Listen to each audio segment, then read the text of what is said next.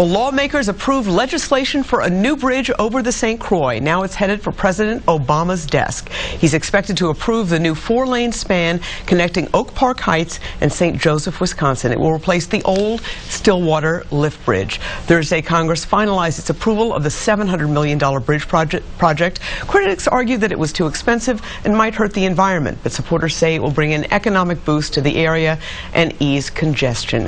Congresswoman Michele Bachmann was the House sponsor for the bridge bill. You've been working on this a long time. The governor set a deadline a few weeks ago. What was it like finally getting this thing through?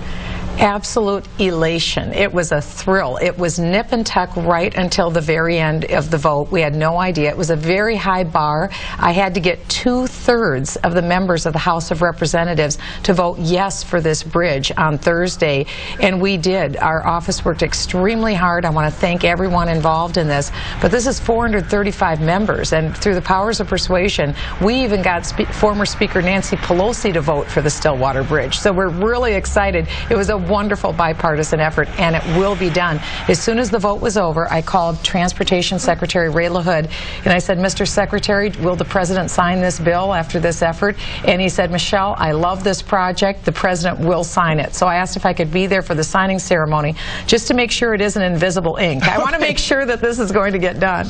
All right. Well, obviously an enormous accomplishment and extremely a bipartisan effort. Yes, it was one. And I want to thank Senator Klobuchar, Governor Dayton, Governor Walker, and the senators and all the representatives. This is a wonderful effort, and we got it done. Right. Let's talk about something that lies ahead. In the next few weeks, the Supreme Court will take up arguments on whether or not the health care provision, some call Obamacare, is constitutional or not.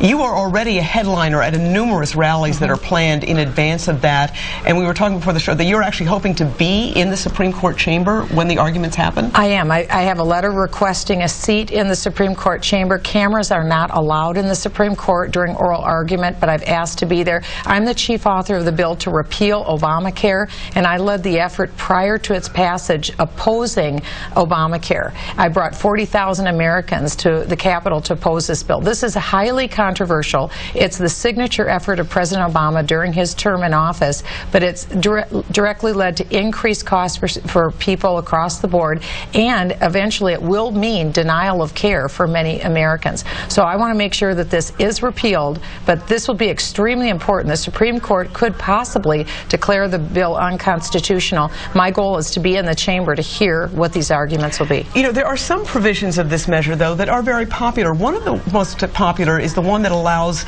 young people in their 20s to remain on their parents' health care.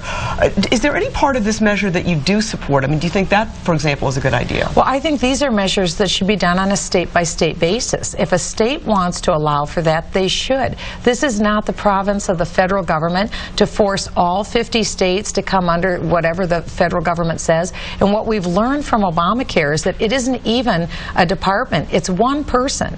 Now we effectively have a health care dictator who will decide what we get, but the more important thing will be what Americans don't get, because we'll see Americans in the future be denied care across the board. That's what I'm worried about, the denial of care that's about to happen. And if states want to put those popular provisions in, they should.